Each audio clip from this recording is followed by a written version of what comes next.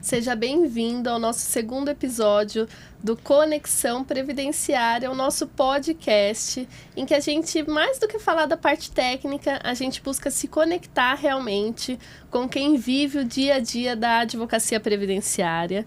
E hoje não poderíamos ter convidada melhor do que a doutora Érica Baresi, que é advogada previdenciarista, e eu já vou começar aqui fazendo uma pergunta para ela. Érica, como que você se apresenta hoje para quem ainda não te conhece? Oi, Beatriz. Que honra estar aqui. É muito bom estar aqui com você no Conexão Previdenciária. A gente já teve uma oportunidade onde fizemos um evento desse seu projeto e foi muito bacana. Quem que é a Érica? A Érica é uma pessoa de muita fé, a Érica é filha, a Érica é esposa, a Érica é tia, madrinha e advogada. Sim. Advogada previdenciarista que ama muito o que faz e que está aí todos os dias enfrentando os desafios, as batalhas da vida, acreditando que vai dar certo sempre. Acho que essa sou eu. Perfeito, né? Não tem explicação melhor, né? Primeiro que diz que tem fé, eu falo que advogado previdenciarista precisa ter fé, né? Ultimamente. Érica, conta pra gente um pouquinho como que você decidiu pelo direito, como que o direito te cativou? Bom, na época que eu tava ali, né, no colégio, aquela fase que você não sabe muito bem o que você vai fazer ainda da vida, pensei em 3 opções, né? Eu pensei em ser jornalista, psicóloga ou ir para a área do direito. E, a princípio, eu fui para o direito porque eu falei, eu tenho muito mais oportunidade de trabalho quando a gente olha para o direito do que nas outras áreas. Sim. A princípio, foi isso que aconteceu, né? Eu falei, a gente pode prestar concurso, você pode advogar, então tem um leque muito maior de opções para a gente poder trabalhar.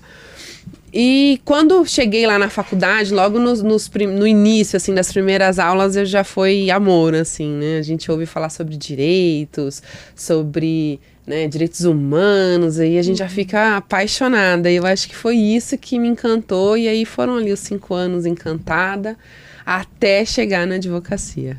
E como que você chegou na advocacia previdenciária?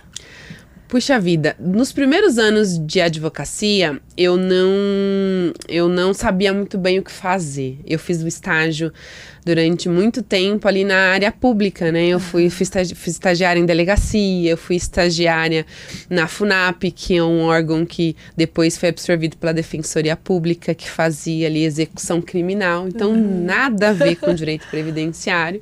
E durante a faculdade eu tinha a expectativa de que eu iria trabalhar ali com direito penal. E aí eu saí da faculdade, não sabendo muito bem o que fazer, não tenho advogados na família. Minha mãe falou, abre um escritório, eu fiquei com medo. A verdade é essa, eu tive medo, né? Porque eu não sabia advogar, eu falei, como é que eu vou assumir essa responsabilidade? Muito jovem. Aí eu acabei decidindo ali trabalhar com uma outra advogada, que trabalhava em todas as áreas, mas ela não fazia previdenciária, ela fazia trabalhista, civil, escritório ali de bairro pequeno, como é o meu escritório hoje, no escritório ali, né, regional. A gente está ampliando agora para o digital, mas comecei ali com essa advogada.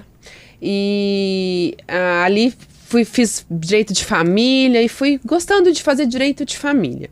Mas ainda não era aquela coisa que me brilhava os olhos.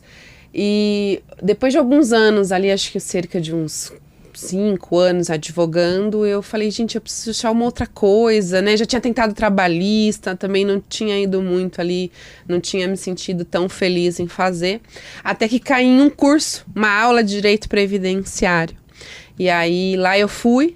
No começo eu fiquei meio perdida, né? Porque a gente vê tanta regra, tanta coisa que não é habitual a gente ouvir, né, nas outras áreas. Porque direito de família a gente ouve mais, trabalhista a gente ouve mais. E o direito previdenciário era muito mistério ali pra mim. E aí eu fui indo nas aulas, fui me encantando até ter a primeira concessão, né? Quando acho que esse é um momento mágico para o previdenciarista, quando você conta para o cliente e vê a transformação que você pode fazer na vida dele. E acho que a partir daquele momento eu não tive mais dúvidas de que era aqui no direito previdenciário que eu queria ficar. Realmente, o momento da primeira concessão acho que marca todo advogado previdenciarista, né? Eu falo que nas outras áreas a gente envolve muitos conflitos com uma outra parte que você acaba conhecendo também a outra parte, então é inevitável de uma forma empática você pensar que uma pessoa ficou feliz, mas a outra nem tanto, né? Ao final do processo. Já quando a gente fala do INSS é diferente, né? Porque a gente tá tratando ali de algo que fisicamente não é uma pessoa, né? Então, eu acho que é uma sensação diferente, porque você não tem também toda essa carga desse estresse da outra parte ter saído desgostosa, né? Porém, também você traz ali o que realmente você falou, o previdenciário transforma a vida da pessoa, né? Então, situações que a pessoa está ali sem qualquer forma de subsistência e você é quem traz esse amparo, né? Você é um instrumento para isso, né? Exatamente. Eu também achei bem legal que você comentou que você ficou em dúvida entre jornalismo, psicologia e direito, né? E querendo ou não, o advogado, ele tem um quê de jornalista. Olha, Ana, os jornalistas vão me... Mas eu digo porque a gente precisa saber fazer uma boa entrevista, né, do cliente. Precisa saber qual pergunta fazer. Senão você não vai conseguir também ter identificar o que o cliente precisa. Concordo totalmente com a sua fala, né? E também como psicólogo.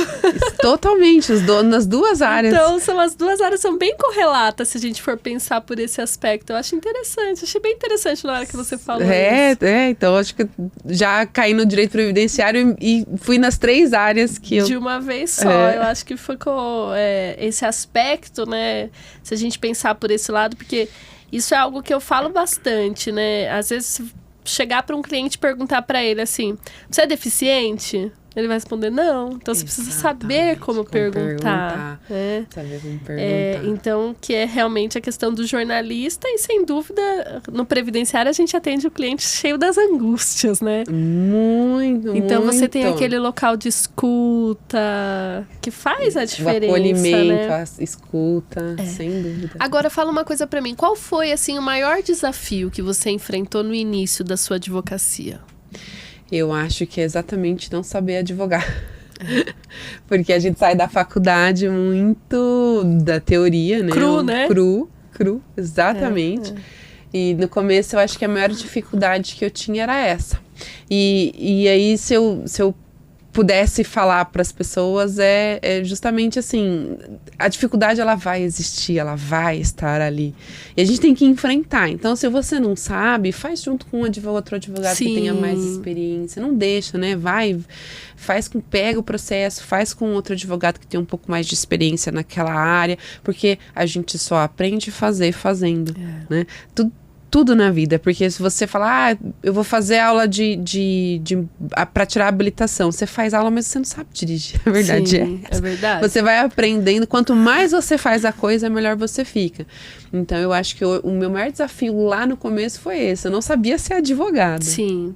E aí, eu acho que trabalhar com essa advogada, essa experiência, até eu conseguir, agora eu consigo, eu acho que para mim foi o diferencial. E o que você acha que ninguém fala sobre a advocacia previdenciária? O que eu acho? Essa pergunta é muito boa, né? Faz a gente pensar. O que eu acho é que hoje a gente vê muito as pessoas venderem como tudo muito fácil. E eu acho que o que a gente precisa entender é que sim, você consegue resultados, sim, você transforma a vida de pessoas, como você falou, transforma a sua própria vida, muitas vezes, né, através do direito previdenciário, mas o que eu acho que tem que ficar existe ali, você precisa ser uma pessoa dedicada, você precisa estudar, você precisa se aprofundar, porque a gente lida com um direito, como você falou, que é muito sério, né? Conflito patrimonial é uma coisa, a pessoa está discutindo de quem é o bem, agora quando a gente está falando ali de sobrevivência, de subsistência, de sustento, é algo muito sério, né? Então eu acho que o que eu posso dizer é que vão existir as dificuldades e que a gente tem que estudar, se dedicar a cada caso e ter responsabilidade naquilo que você faz. E teve algum momento difícil, assim, algum momento que tenha te marcado na profissão? Eu acho que isso é uma coisa que todo previdenciarista, infelizmente, vai passar. é perder um cliente, quando você tá ali buscando, lutando por aquele direito. E eu acho que isso é uma coisa que me marcou muito, assim, e aí a gente fica naquela, né, aquele sofrimento, então isso fez com que a gente até trabalhasse ali dentro do escritório métodos para tentar acelerar processos, né, principalmente quando a gente está lidando com pessoas que estão ali numa situação mais de doença, de uma coisa mais severa. Eu acho que isso foi o que mais me marcou. E em que momento você sentiu que as coisas começaram a dar certo? Falar assim, não, agora acho que realmente é o previdenciário e as coisas estão vingando. Porque tem esse tempo de maturação, né? Tem o tempo do próprio retorno do processo. O processo não é rápido, né? Ainda que a gente fale do administrativo. Em que momento, assim, para você foi um estalo de que, olha, agora acho que vingou no Prev, realmente? Eu acredito que foi quando, porque é exatamente o que você falou, a gente começa a fazer os processos dentro do direito previdenciário, ainda que você cobre ali um honorário inicial, o grande valor que vai fazer diferença na sua vida vem com o êxito dos processos, vem ao final dos processos. Então, acho que quando esses processos, os primeiros processos começaram a acabar e foi vindo ali o retorno financeiro do trabalho, eu acho que foi o momento que eu falei, nossa, dá certo, funciona, e aí a coisa vai crescendo, né? Quanto mais processos você vai tendo, você vai se tornando uma referência na área, mais processos vêm, e aí aquele retorno financeiro começa a crescer ali todos os meses, porque você começa a ter uma previsibilidade dos processos que vão acabando e vão... Isso eu acho que é uma coisa que o pessoal fala pouco ainda também, né? Porque na internet a gente vê muito trazer o que funciona, né? Só mostra a hora que ganha, a hora que o benefício é concedido, né? Mas eu vejo poucas pessoas explorando a questão do tempo dos processos, em toda a advocacia em si, né? Que o processo não é, a gente fala assim, não é pastelaria, né? Não é colocou aqui, tá frito, tá pronto, né? Ele tem a própria necessidade da atividade intelectual, que não é feita como algo instantâneo, né? Não tem uma receita pronta de bolo, assim, não tem uma receita instantânea. Então, eu acho que até sobre isso, a gente ouve poucas pessoas falando, né? A necessidade da gente saber esperar também. Exatamente, é muito bom isso que você falou, porque a gente vê essa ilusão hoje muito na internet, que as coisas acontecem muito rápido, é tudo muito simples, muito fácil, e não é assim, né? Existe todo o preparo técnico que, como a gente já falou, quem trabalha em qualquer área do direito, mas principalmente no direito previdenciário, que as coisas mudam o tempo todo, a todo momento, Sim. A gente precisa saber o que está acontecendo para cuidar dos processos de forma adequada. E, além disso, a morosidade que a gente tem do INSS, que existe dentro do Poder Judiciário. Então, tudo isso são desafios que você precisa entender. Sim. É uma área que vale muito a pena? Mas você precisa entender os desafios que estão ali dentro dela, que é esse tempo de espera mesmo. E aí, quando as coisas começam a acontecer, como eu disse, você vai criando um volume de processos e começa ali ter mais de 1, 2, 3, 4, 5 dentro do mesmo mês, e aí você começa a ver o retorno de fato. Né? Érica, você comentou a questão do maior desafio como sendo o momento de perder um cliente, né? Hoje, olhando já com mais maturidade, talvez, qual é a dica que você daria? Porque talvez hoje quem esteja nos assistindo esteja passando pelo mesmo problema, né? Falando, às vezes até se questionando, né? Porque eu vejo também a advocacia como algo muitas vezes solitário. Principalmente para quem advoga autônomo, a pessoa fica ali no escritório dela, no mundinho dela, e a hora que dá tudo certo, maravilhoso, o benefício foi concedido. Mas a hora que você tem uma negativa, a hora que as coisas não dão certo, a hora que você enfrenta o problema com o cliente, você também precisa ter talvez uma rede ali para ter uma pessoa para trocar uma ideia sobre uma decisão. Como que você conseguiu lidar aí com essas dificuldades e o que você sugere para quem talvez esteja nos assistindo e esteja enfrentando o mesmo desafio? Eu também, assim, acho que como você advogo autônomo, né? Não tenho sócios. E hoje tenho pessoas que trabalham comigo, mas durante muito tempo trabalhei sozinha mesmo. E o desafio... para vencer esse desafio de com quem que eu vou discutir esse caso, como é que eu vou resolver isso, né? Que acho que essa é a dor que a gente precisa falar aqui. é estar nos lugares onde, num curso, numa aula. Eu conto muito que quando eu comecei no direito previdenciário, hoje a gente ouve falar de direito previdenciário abriu a internet, Sim. tem gente falando de direito previdenciário, seja um advogado, seja alguém que está vendendo o teu curso ali, então é muito difundido.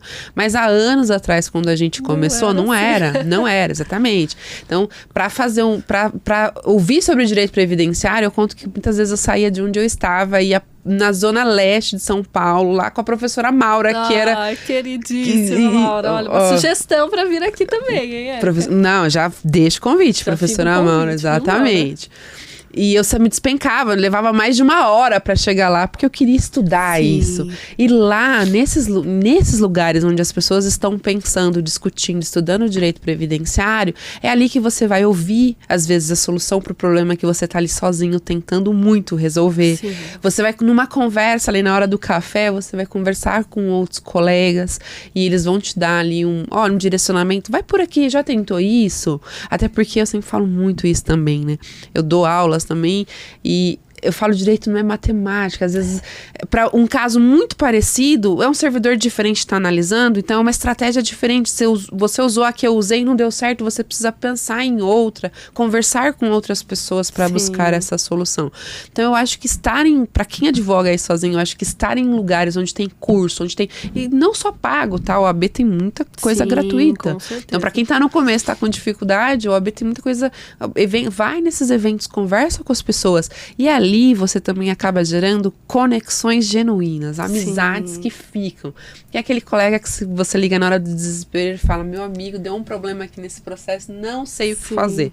Porque acho que é hipocrisia da nossa parte querer dizer, não, nunca tive um processo. Gente, todo dia aparece ali um pepino que você fala, meu Deus, como é que eu vou resolver isso aqui? Por mais experiente que o advogado seja, sempre vai surgir uma situação que vai fazer a gente ter que sair da casinha, pensar um pouco diferente. Então, ter esse colega para quem você vai ligar quando você já tentou tudo e você não consegue, mas falar, meu amigo, me ajuda, eu achei A, B e C. Aí uma segunda visão vai falar, não, mas tem esse caminho aqui D. Então, eu acho que gerar essa conexão, esse contato com os colegas, eu acho que é o fundamental para quem está sozinho aí na advocacia. Não se sinta só. Sim. Vá onde os outros colegas estão, nos cursos, nas aulas, nos eventos, porque lá você vai encontrar apoio e vai criar amizades verdadeiras que você vai levar pro resto da sua vida. Com certeza. Eu apoio demais, concordo muito com o que você disse. Principalmente porque eu conheci pessoas assim como você, né? A gente estreitou um pouco mais ali na comissão em que a gente participava da OAB. Então, e é o que você falou. Então, se você não está podendo investir num curso, pagar, vai na OAB, nas palestras, né? Se a sua subseção não tiver sobre previdenciário específico, mas hoje já tem muito, vai na vizinha, né? Caminha ali, porque tem realmente um campo e você consegue fazer as conexões verdadeiras, né? E eu falo, todo mundo precisa ter para quem poder ligar na hora do desespero. Ali. E o que move também a advocacia, eu falo que o que eu gosto também na advocacia é que a gente não tem dia monótono, né? Exatamente. Cada dia é um novo desafio. Então, você está numa profissão que te instiga a pesquisar, estudar, né? Pelo menos a gente gosta de fazer dessa forma, né, Érica? Então, eu acho, realmente, concordo que a gente precisa ter boas conexões, né? Ter com quem contar, não se sentir solitário. Isso. Porque senão você desiste. Desistir é fácil. Você olha ali nas redes sociais, tá tudo perfeito. Todo mundo muito bem, ganhando processo todo dia. Você tava falando, agora eu me recordei. Que é uma coisa que a gente ouve muito no escritório, né? Ai, mas a minha vizinha trabalhou na mesma empresa que eu e ela se aposentou. Em 15 dias o benefício dela estava concedido e o meu não. Mas é o que você falou, às vezes você tem 2 casos iguais, só que eles são analisados por servidores diferentes. E daí o servidor A julga da forma B, né, entende da forma B, e o servidor B entende da forma C. Isso mesmo. E como que você vai explicar isso pro cliente? Né? Acho que são desafios, assim. Aí você me conta um pouquinho como que você tem costumado fazer isso no escritório, lidar com esses questionamentos, né? Porque eu acho que a gente tem enfrentado uma dificuldade, uma nova dificuldade na advocacia, né? Com a questão da digitalização, das redes sociais, da inteligência artificial, eu acho que até mesmo as perguntas dos clientes para nós, os questionamentos mudaram. Você tem sentido isso? Nossa, muito, muito. Eu já mudei de assunto aqui. Muito, é isso mesmo. A gente vai... O papo é esse, isso, a gente vai mudando mesmo. Muito. O que eu acho? Outro dia eu vi um advogado que eu não vou me lembrar agora, que produz conteúdo para rede social, e eu concordo com ele. No começo, às vezes, eu ficava até meio brava, porque a gente vê muitos vídeos ali, às vezes, apelativos mesmo, para chamar a atenção da pessoa. E quem tá fazendo isso não tá errado não, viu, gente? Cada um faz do jeito que acha melhor. E aí, só que vem com uma informação que não é 100% verdadeira ali, né? Mas para atrair a pessoa que tá assistindo o vídeo ali. E aí, um exemplo aqui, né, a gente que trabalha com previdenciário. Quem tem a doença tal tem direito ao benefício. E quem trabalha com direito previdenciário sabe que doença não dá direito a nada. Sim. Né? A gente precisa provar incapacidade para o trabalho, para um dos benefícios que a gente trabalha ali quando a gente está relacionando doença. E às vezes o cliente liga. Mas... doutora Érica, eu tenho aqui um problema aqui no joelho, falou que eu posso me aposentar. Espera. Sim. Mas o que é bom que esse advogado trouxe, Bia? Que eu falei, gente, mudou a minha chavinha na hora que eu ouvi aquilo. O que ele falou? O seu cliente, a pessoa que tá ali com você, ela tem confiança em você. Uhum. Então, a pessoa vai ver essa informação, ela vai ligar pra você. Ela vai ligar pra você e vai falar, é verdade? E aí, às vezes essa pessoa realmente tem um direito. Só que ela não te contou, não te procurou, você fez um outro processo pra ela lá atrás, ela vai te procurar e você vai falar, não, vem cá, vamos conversar. E você vai trazer essa pessoa pro teu escritório e vai entender. Olha, essa doença, ela tá te causando o quê? O que você sente? Do que você trabalha? Quanto tempo você tem de trabalho para entender se aquilo pode ser caracterizado por uma deficiência, por uma aposentadoria da pessoa com deficiência? Enfim, você como técnico vai destrinchar aquela informação para direcionar qual direito seria possível para o seu cliente ou não. Então, quando eu ouvi esse advogado dizendo, não reclamem, por quê? O cliente que é teu ali, da tua base... Confia em você, confia em você, exato. A palavra confia em você. Vai falar, ai, a minha avó viu esse vídeo aqui, ela acha que ela tem direito. É pra você que ele vai ligar. Então, não acho ruim, porque o coleguinha que tá fazendo o vídeo ali... eu também faço vídeo, produzo conteúdo, tá? Mas, em regra, o que o cliente vai... Tem alguns que vão contratar ali pela internet, mas o teu cliente tá ali na tua base, ele vai ligar pra você. Ele vai falar, é verdade? É isso, então acho que essa é a forma que me encaminha o vídeo. Eu fiz esse vídeo aqui, é verdade. Isso. Mas você trouxe um outro olhar, gostei, porque realmente, né, às vezes a gente reclama, que fala, isso é sensacionalista, é apelativo, não pode fazer dessa forma. Mas que bom, né, não tinha pensado sobre isso. Isso, foi exatamente, eu ouvi, assim como você virou a chave aqui, quando eu ouvi esse advogado, falando, mas é verdade, gente, quando o cliente me ligar, eu vou até mudar minha forma de pensar aqui, vou ressignificar e vou falar, mas espera aí, não vou ficar brava. O seu João, é mais ou menos verdade. Mas me conta aí, como que é a situação do senhor? E aí eu vou entender se ele de fato tem direito ou não. E também, Érica, eu acho que vai ao encontro daquilo que a gente estava falando do início, da forma como você aborda o cliente. Porque, às vezes... a pessoa que é mais sensacionalista, ela também consegue, essa reportagem, digamos, mais sensacionalista, essa matéria, esse vídeo, ele traz de uma forma mais direta, numa linguagem talvez que o cliente entenda com mais facilidade. Concordo. E eu concordo com você, porque às vezes a gente, principalmente nós que somos advogados, a gente tem o hábito de ser às vezes ali meio técnico e formal sem perceber. E até quando a gente tenta falar simples, a gente acaba sendo, né, usando uma linguagem ali. E essa coisa mais sensacionalista, às vezes é o que vai chamar a atenção do nosso cliente para essa informação, para ele falar, mas espera aí, pode ser que eu tenha direito a isso aqui, pode ser que alguém da minha família tenha direito. Então, sim, por isso que eu disse no começo que não tem jeito certo, não tem jeito errado de fazer as coisas, né? Eu acho que é isso, às vezes tá atingindo um público que com a forma com que eu tô falando, eu não tô atingindo. Exatamente. Eu gostei dessa reflexão e eu acho que ela é importante, né?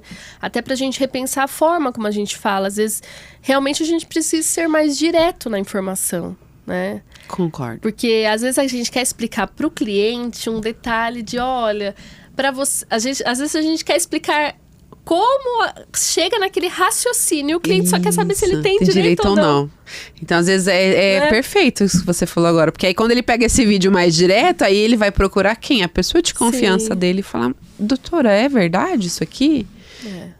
E daí também a gente reforça a questão da importância das conexões, né? Porque se você estiver conectado realmente com o seu cliente, ele vai sempre retornar para você, que é o ponto de confiança dele. Esse é um ponto muito bacana. É isso que eu falo, a gente vai falando, os assuntos vão vindo, né? E isso entra muito no... que é uma coisa que a gente vai aprendendo com os anos da advocacia, que é como você deve manter aquele cliente ali, né? Porque lá atrás, no começo, como é que eu fazia? Concedi o benefício, resolvi o processo, nunca mais eu falava com aquele cliente. E agora a forma da experiência do cliente, né? Da gente tratar o nosso cliente mudou. Né? Você tem que manter ele ali, mandar uma mensagem, se importar de verdade e manter ele ali próximo a você, justamente para ter essa relação de confiança, né? E até mesmo usar os canais para ter essa conexão, né? As redes sociais. Perfeito. Eu vejo bastante isso. Bastante cliente me manda no Instagram mesmo, me encaminha vídeo, me pergunta no direct e acaba sendo outros canais de contato. Né? Para não ser só aquela consulta formal no escritório. Acho que isso também é importante.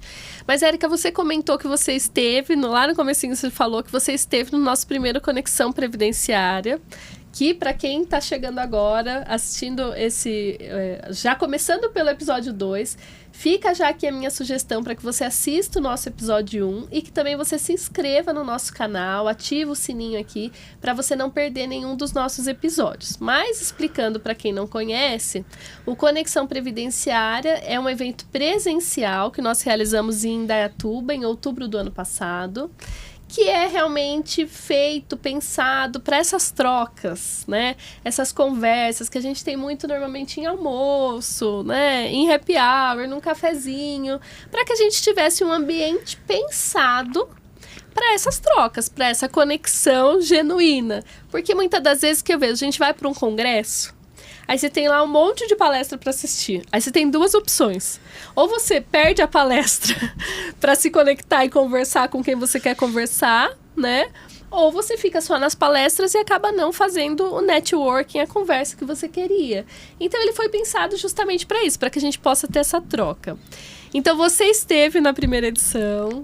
E eu já te agradeço por isso. Para mim foi muito importante, né? Porque foi realizado em Indaiatuba, você se deslocou. Foi realmente muito importante para mim ter você lá comigo.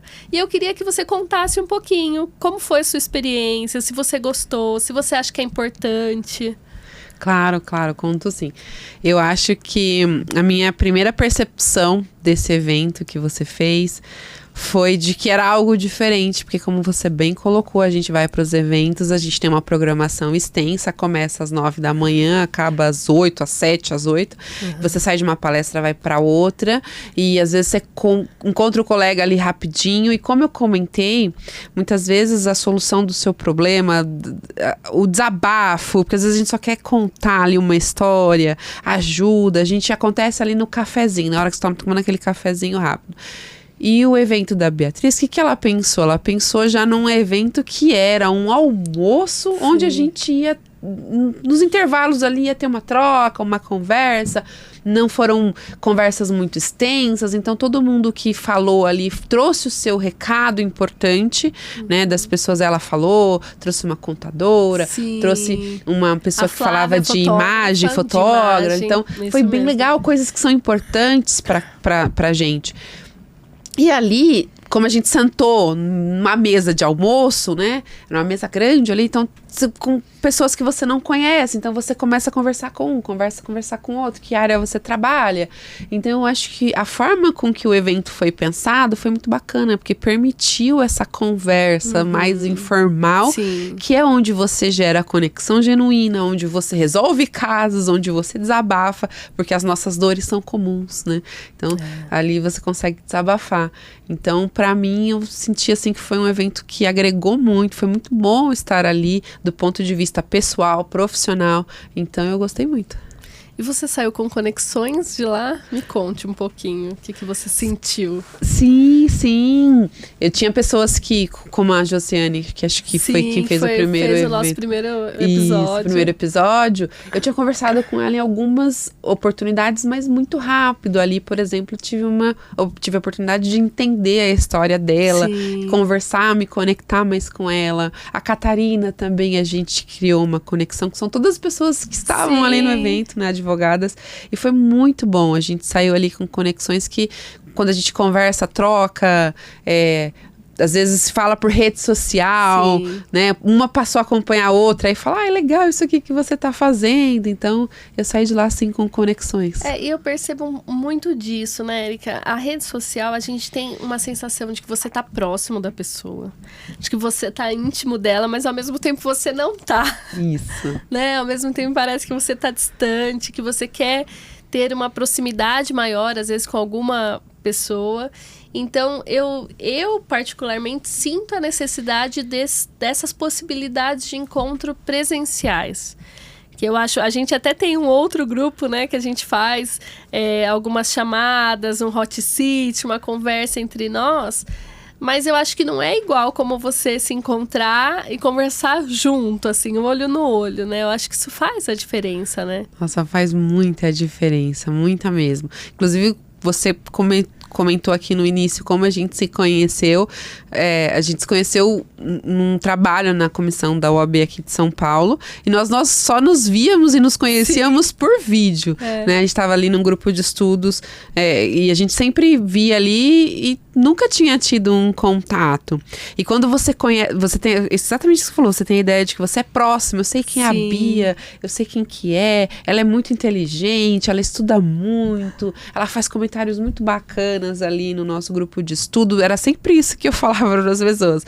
E quando encontrei a Bia, você vê que ela é tudo isso e muito mais, né? Então também, com certeza. Então você acaba criando ali um contato maior e é diferente, né? Você tá ali de verdade com a pessoa, é diferente. Você sente a energia, você sente que você fala, nossa, realmente, essa pessoa é tudo isso que eu pensei e mais um pouco. Então acho que os eventos presenciais fazem muita diferença. Agora refletindo um pouco sobre isso que você falou, eu me questiono, voltando, né, que meus assuntos são assim, a gente começa em uma parte e vai para outra.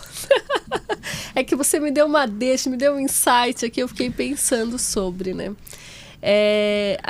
Quando a gente fala online, não é a mesma coisa, né, assim, você consegue se conectar, mas o presencial tem o seu diferencial.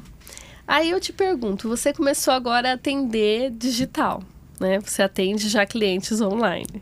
Como que a Erika faz para manter essa conexão ou para fazer essa conexão Erika com o cliente que não te conhece presencialmente? Puxa, tá aí um dos grandes desafios que eu tenho enfrentado hoje, né? Como a gente já falou aqui também, a advocacia ela é feita de desafios todos os dias.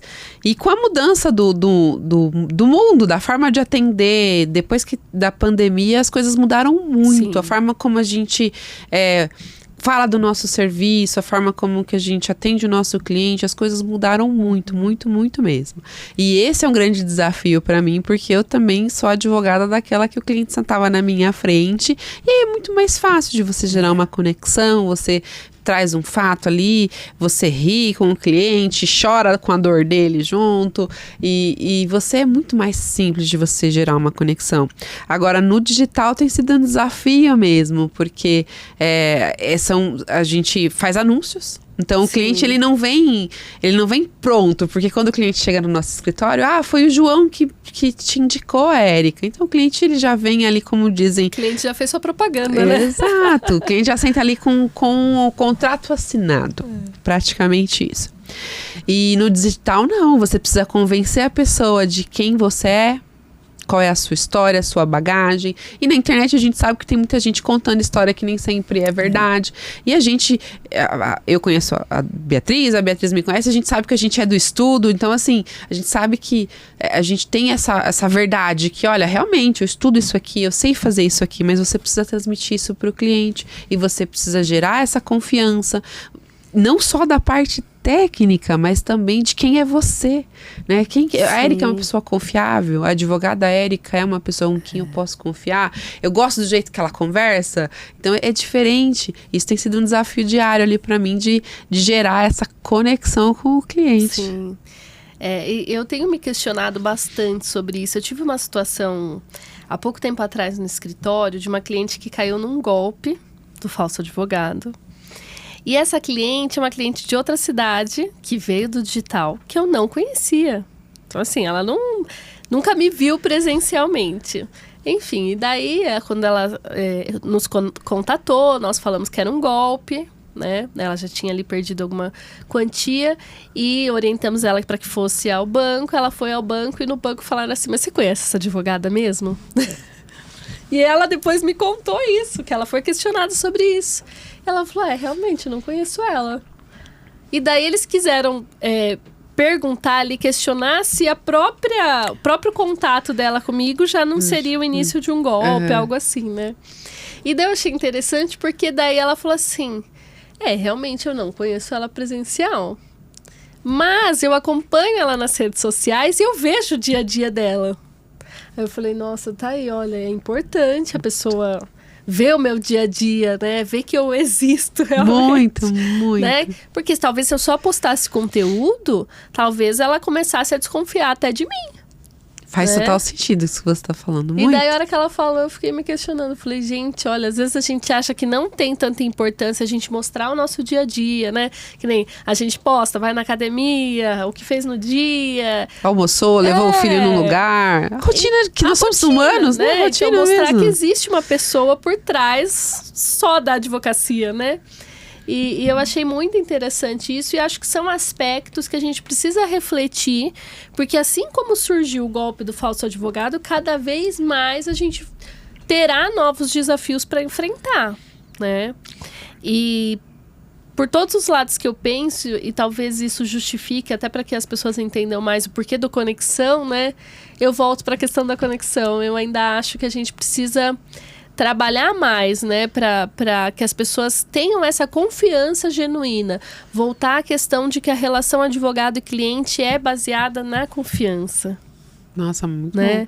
Porque talvez com a ida dos advogados para a internet, a questão dos anúncios, talvez a gente acaba perdendo um pouco disso. Né? Às vezes o cliente contrata e fala, olha, eu não tenho contato com a advogada, não conseguiu estabelecer essa confiança. Então, acho que isso também é muito importante para a gente pensar no dia a dia da nossa advocacia, como que a gente vai fazer para expandir sem perder a confiança que precisa ter entre advogado e cliente, né? É um desafio, realmente.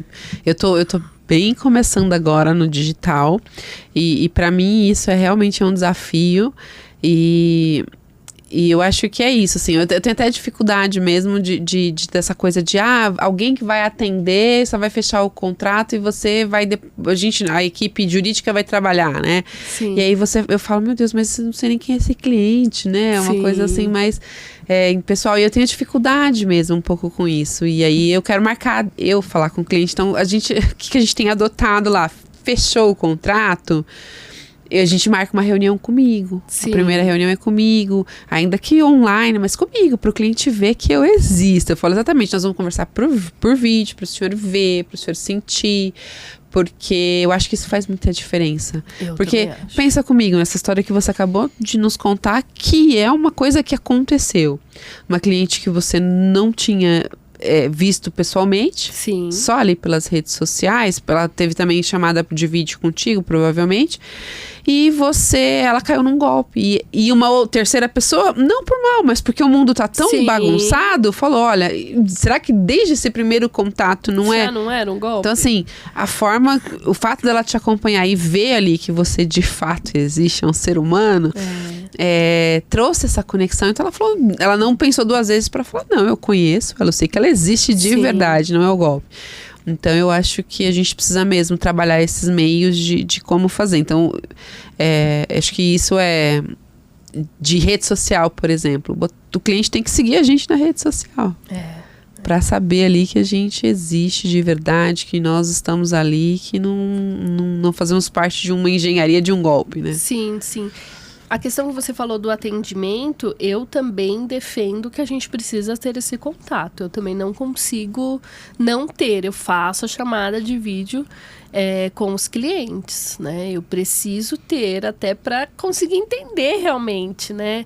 Óbvio que a gente já está usando de outras tecnologias, então agora de preferência eu atendo, mas eu gravo, porque que também é uma vantagem, né? Porque às vezes você está atendendo o cliente presencial, você digita ali tudo que ele falou, mas talvez você pulou uma partinha que seja importante, né? O digital também te facilita, porque você pode gravar a conversa com o cliente, você volta 10 vezes para assistir. Mas eu acho que esse contato, ainda que virtual, da chamada de vídeo é importante. Muito. Eu sugiro, né? É o que eu faço no escritório.